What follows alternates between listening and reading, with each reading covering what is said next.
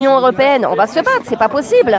On nous a dit que quand il y a eu le Brexit, on nous a dit regardez l'Angleterre, ça va être la faillite, ça va être la catastrophe. Maintenant, l'Angleterre, elle a réussi à négocier les contrats au même niveau que quand elle faisait partie de l'Union européenne. Elle n'a rien perdu. Elle est gagnante aujourd'hui, l'Angleterre. Tu as vu ce qui se passe là au niveau des pêcheurs, hein? La France, elle a dû faire carpette.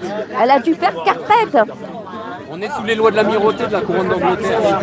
Donc tu vois, il faut être très lucide sur la situation du pays. Il faut bien comprendre, pour ceux qui ont compris que tout se joue à Bruxelles, c'est soit on va vers le Brexit, soit on est d'accord et on se bat pour que la France retrouve une souveraineté militaire, souveraineté industrielle, souveraineté monétaire.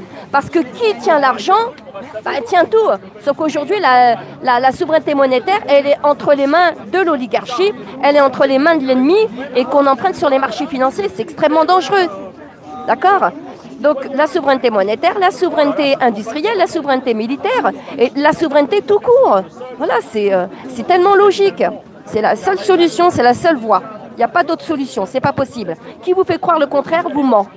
Parce qu'aucun parti politique ne pourra appliquer son programme. Ils n'ont pas de programme. Ils ont des idées qui sont très belles comme ça sur le papier, mais dans le concret, ils ne pourront jamais l'appliquer tant qu'on sera au sein de cette Union européenne. Puisque, comme je viens de vous l'expliquer, c'est l'Union européenne qui impose sa feuille de route à tous les États membres. Et celui qui ne respecte pas la feuille de route se verra amendé à hauteur de plusieurs milliards d'euros. On l'a vu avec l'Italie, on l'a vu avec d'autres pays, et on le voit notamment avec la Pologne et la Grèce. Oui, bien sûr. Pourquoi on paierait? Moi, vous avez qu'à mettre le doigt, on ne paiera pas ces merdes. Bah, il faut sortir. Moi, je veux juste rebondir là-dessus. Il y a les gens qui ne comprennent pas ça. Et ils nous disent, ouais, non, mais attends, l'Union européenne, c'est important. Et moi, pour que les gens comprennent bien, les Anglais sont sortis de l'Union européenne. Est-ce qu'ils sont morts pour autant? Est-ce qu'ils sont à la rue? Tu l'as dit? Ah, j'ai pas entendu. Voilà. Il faut savoir quand même que les Anglais sont rentrés dans l'Union européenne sans changer leur monnaie. D'accord? Eux, ils n'ont pas perdu leur monnaie. Nous, on a perdu la nôtre. Rien que ça, déjà, moi, quand les Anglais sont rentrés dans l'Union européenne sans changer leur monnaie, je me suis dit, il y a une anguille quelque part. Voilà. Alors, il faut savoir une chose, c'est que nous, en réalité, même si on voulait rester dans l'Union européenne, l'euro, c'était nous qui aurions dû le faire. On aurait dû nous le faire, l'euro. C'était nous. Pourquoi? Parce que c'était notre usine, l'usine française, Argoio-Wind, la seule usine en France qui avait les brevets du filigrane des billets de sécurité. Non seulement, écoute bien, l'usine faisait le papier blanc, le papier, d'accord, des billets, mettait le filigrane et on envoyait ça. On envoie ça à Bruxelles et Bruxelles met la couleur et la somme sur le billet. Et on va rechercher ça dans les banques privées à des taux d'intérêt. Alors que c'est notre papier et notre putain de filigrane. Devine qui a vendu tout ça? À l'Union européenne à Bruxelles, Microbe, quand il est arrivé à Bercy. C'est ça aussi. Ouais, ça va toi? Elle est toujours là, elle. Oh, nous avons Salut, Donc voilà, c'était juste ça. Avec Nadia.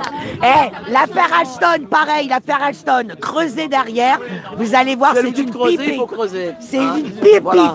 Surtout avec Pécresse et son mari. On le sait maintenant pourquoi on a perdu Alstom. Et pourquoi justement on perd tous les contrats qui déboulent d'Alstom, notamment les fameux sous-marins. C'est que la branche des turbines, elle nous appartient plus. Elle appartient aux Américains. Donc moi, si j'étais Australien, tu crois que je me réfléchis à commander aux Français alors que les pièces détachées, elles sont aux Américains? Ben, je vais directement aux Américains. Je vais directement aux Américains. Je vais pas comment on appelle, d'intermédiaires. Voilà. Fuck les intermédiaires. Et nous, la France, on n'est que des intermédiaires maintenant. Grâce à Microbe Premier. Hein? On fabrique même plus de richesse. Tout à fait, elle a raison. Mais c'est ça. On ne fabrique plus de Ah, richesse. Gérard. Comment tu vas, t'es qui? Oui, on fabrique. On Les fabrique plus de richesse. Que de la dette. Les motards, quoi. Non, les motards, c'est la Comme dit Fatih, comme dit Fatih, on ne produit plus de richesse, on ne produit que de la dette. Voilà, on est un pays que de dette. Dette, dette. Alors que la terre, elle a des richesses colossales. La terre a des richesses colossales, de l'eau à provision, mais une poignée à privatiser, c'est ça, hein. C'est une poignée de personnes qui a privatisé tout. Voilà, qui a privatisé la terre, on va dire, voilà, la planète. Et nous, on doit payer à ces gueux, alors que c'est Mère Nature qui nous le met gratuitement. Voilà. Bon, je vous embrasse. Tiens, je te laisse le message. À toi reprendre, Gérard. Attends, je vais mettre...